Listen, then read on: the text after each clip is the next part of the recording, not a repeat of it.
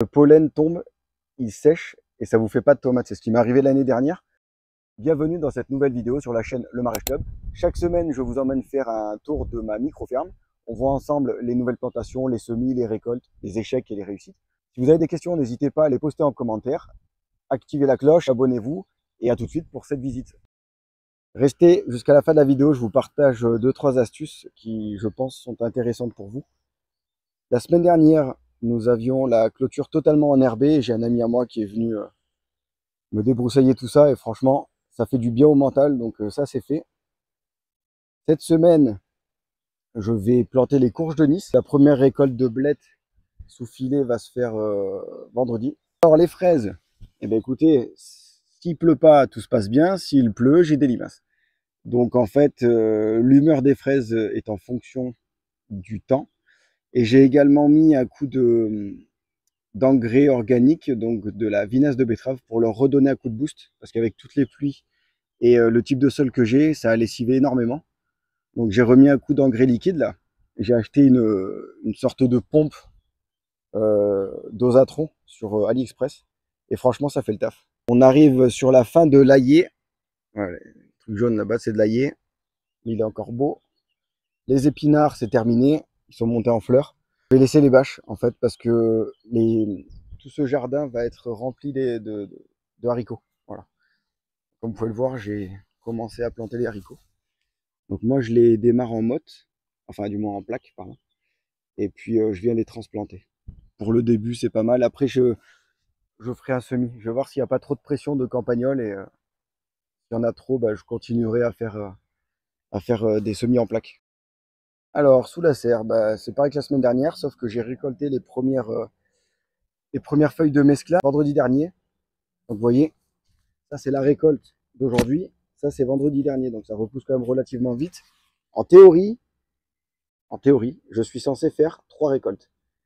Donc, je vais couper. Là, il lui reste encore deux fois et après, j'arrache. Les tomates cerises sont tutorées à moitié. Donc, je vais continuer cette semaine. Alors, pour cette serre, les blettes vont être remplacées par le persil. Au fond, j'ai mis une nouvelle planche de navet de 10 mètres. Là, c'est pareil, tutorage de concombre. Les haricots, les aubergines qui grandissent doucement, doucement. Les courgettes, une folie, par contre. J'ai jamais eu d'aussi beau pied de courgettes. Et je pense que mon sol commence à être bien vivant comme il faut. Sachant que moi, je travaille mes sols uniquement pour intégrer de la matière. Sinon, je ne les travaille pas. Ah oui, alors ici, c'était un essai de fenouil sur une bordure. Et voilà, là je fais la chasse aux campagnols avant de remettre du persil et du basilic. Alors la troisième serre. Les tomates vont devoir être tutorées absolument parce que là-bas je vois que ça se casse la binette. Du coup, les salades grandissent bien. Bon, les plants greffés, je vous ai dit, hein, c'est une dinguerie. Donc je peux vous dire qu'ils font déjà facile 80 cm là. Les blettes, jusqu'à mi-juin, je pense que je vais pouvoir récolter là-dessus. Alors, ce plein champ, j'ai planté une série de fenouil. La roquette, bah, toujours pareil, j'ai pas pu la récolter là. Elle grandit pas vraiment. Et tout le reste, ça va plus ou moins bien. Pour les fèves, j'arrive à vendre à peu près 20 kg par marché. C'est vraiment plutôt pas mal. À 5 € le kilo, on est pas mal. Alors, la dernière serre. Du coup, à part ouais, les courgettes grandissent bien. Celles-ci sont moins productives. C'était la même date de plantation que dans l'autre serre. Là, on est à la 6e série de pommes de terre. Et je vais en faire une 7e et après j'arrête. Même si j'ai du surplus de patates, tant pis. Ça prend beaucoup trop de temps à mettre en place. Mon forçage de semis de carottes, il est pas ouf. Hein. Je vois pas de plant de carottes, quoi. Donc ça fait déjà presque 3 semaines. Je vais attendre encore un peu et puis après, je placerai par autre chose. Et c'est parti pour les 3 astuces. Et on va partir sur la tomate. Bon, je suis sous serre, mais ça fonctionnera en extérieur. En ce moment, tout le monde plante de la tomate. Donc, voilà, il est sur ce plan-là, enfin, sur ce gourmand. Le cœur, ici, là, est plus clair que les bordures. C'est-à-dire que le plan, visuellement, le plan est dans un confort hydrique optimum. C'est-à-dire qu'il n'est pas sous-arrosé et il n'est pas sur-arrosé. Hop. Deuxième astuce. Cette fleur-là, le pollen tombe, il sèche et ça vous fait pas de tomates. C'est ce qui m'est arrivé l'année dernière. Arrivé à 2 mètres et quelques, j'avais pas assez d'hygrométrie, pardon.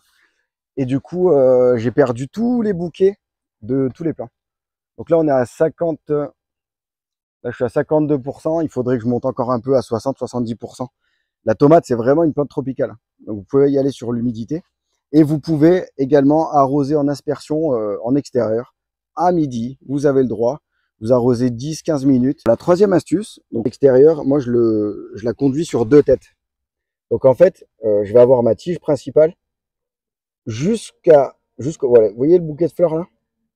La tige en dessous, je vais garder le gourmand. Tout le reste, tout ce qui est en dessous du premier gourmand en dessous du bouquet de fleurs, je les vire. Et en fait, ce gourmand là va me faire un deuxième bras. Ensuite, j'enlève tous les gourmands qui sont au-dessus. Et le gourmand qui va faire un bras, je vais enlever les gourmands qu'il y a sur ce bras. Si vous laissez les gourmands, vous allez avoir plus de fruits, mais vous n'aurez pas les calibres.